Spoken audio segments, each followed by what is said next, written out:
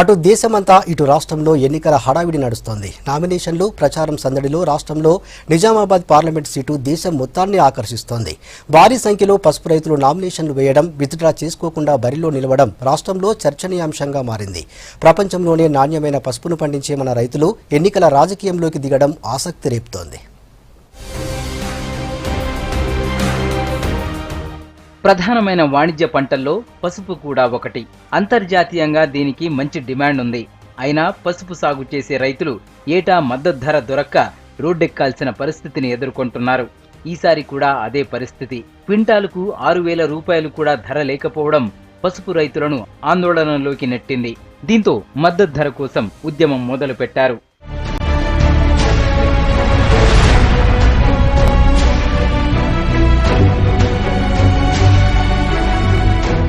ప్రపంచంలోనే ఎక్కువగా పసుపును పండించే దేశం మనదే. ప్రపంచ ఉత్పత్తిలో 80% మన దేశంలోనే వస్తుంది. అందులోనూ పసుపులో నాణ్యతకు కీలకమైన కర్క్యూమిన్ శాతం ఎక్కువగా ఉండే పంటను మన దేశంలో పండిస్తున్నారు. మన దేశంతో పాటు థాయిలాండ్, లాటిన్ అమెరికా దేశాలు పసుపుని ఎగుమతి చేస్తున్నా 60% వాటా మనదే.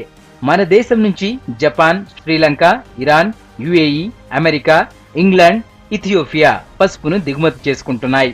ఇక దేశంలోనే పసుపు పంటను మన రాష్ట్రంలో ఎక్కువగా పండిస్తూ ఉంటే రాష్ట్రంలో నిజామాబాద్ జిల్లా ఈ పంటకు మారుపేరుగా గుర్తింపు తెచ్చుకుంది.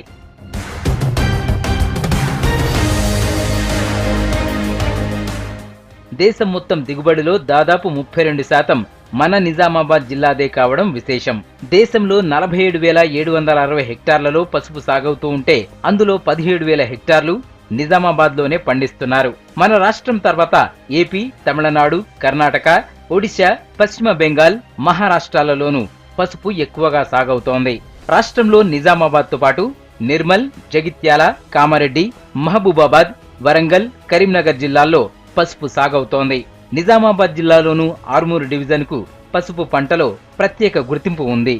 జిల్లాలో ఉద్యాన వ్యవసాయ అధికారులు, శాస్త్రవేత్తల సూచనలతో సంబంధం లేకుండా సంప్రదాయ పద్ధతులకు రైతులు సొంత అనుభవాన్ని జోడించి నాణ్యమైన పంటను సాగు చేస్తున్నారు.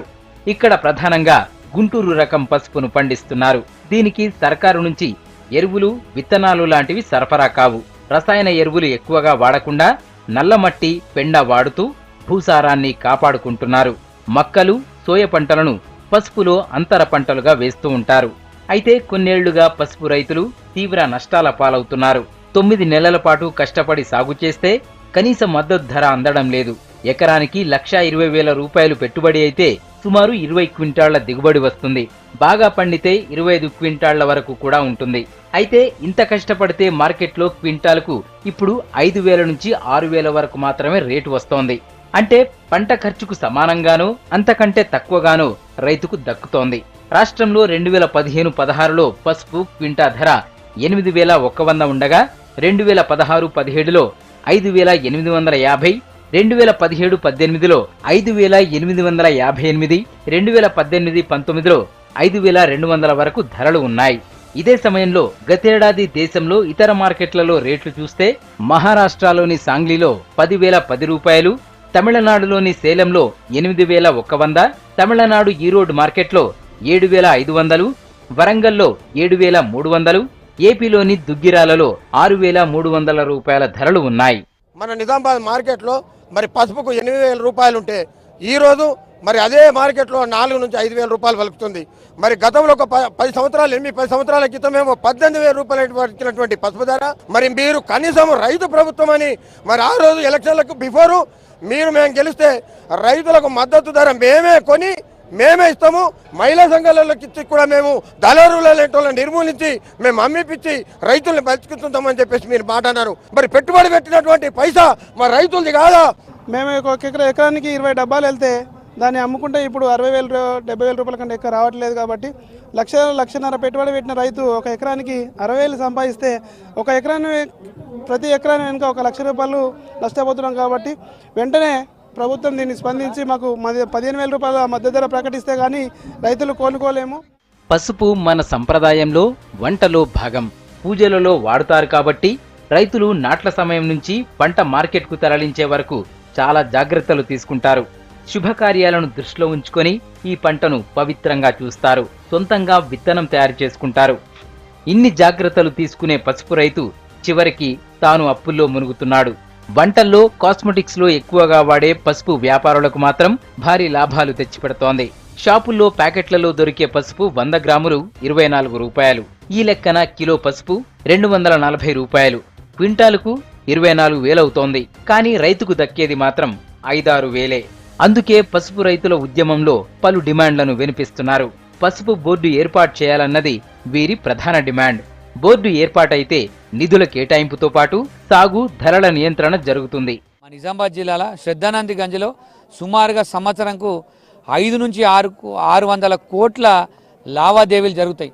దానివల్ల తెలంగాణ రాష్ట్ర ప్రభుత్వానికి టెక్స్ రూపైన లక్షల రూపాయలు పోతున్నాయి. ఈ పసుపు కనీసం పక్క రాష్ట్రంలో ఉన్న 8,000 ధర కూడా ఇక్కడ లేకపోవడం మరి రాష్ట్ర ప్రభుత్వం కానీ సిగ్గుసేటు. మా యొక్క ప్రధానమైన డిమాండ్ పసుపుకి మద్దతు ధర 15,000 బేషరతుగా పసుపును కొనుగోలు చేయాలని ప్రధానంగా డిమాండ్ చేస్తున్నాం. గిట్టుబాటు ధర వచ్చేలా కొనుగోలుకు సర్కారు చొరవ తీసుకునే వీలుంటుంది. సరుకు నిల్వకు కోల్డ్ స్టోరేజీలతో పాటు ప్రత్యేక రాయితీలుంటాయి. పంట పరిశోధనలు పెరిగి దిగుబడులను పెంచుకునే అవకాశం ఉంటుంది. నాణ్యమైన వంగడాలను రూపొందించుకొని సాగు పద్ధతులను మార్చుకోగలుగుతారు. మేము పసుపు పంట సాగు చేయడానికి తక్కువ అనుకున్న 1,20,000 నుంచి 1,50,000 వరకు ఖర్చు వస్తుంది. భూమిలో ఇతనం పెట్టి నుంచి తీసి మార్కెట్కు తరలించే వరకు ప్రతిదీ ఖర్చు పెరిగిపోయింది. ఓ మందు సంచులే అనుకోండి, లేబర్ అనుకోండి, ఇతనం అనుకోండి, కనీసం ఇలా పసుపు పంటని భూమిలో నుంచి తీసి బయట పెట్టాలంటే కూడా మాకు 20,000 దాకా ఖర్చు వస్తుంది. గతంలో ఎర్రజొన్నకు మద్దతు ధర కోసం రైతులు రోడ్డెక్కడంతో సర్కారు కదిలింది. మద్దతు ధర ప్రకటించడంతో పాటుగా నేరుగా కొనుగోలు చేసింది. ఇప్పుడు పసుపు పంటను కూడా ప్రభుత్వమే కొనుగోలు చేయాలని పసుపు రైతులు డిమాండ్ చేస్తున్నారు. మద్దతు ధర ఇవ్వడంతో పాటు పసుపు బోర్డు ఏర్పాటు చేసే వరకు ఉద్యమాన్ని కొనసాగిస్తామని చెప్తున్నారు.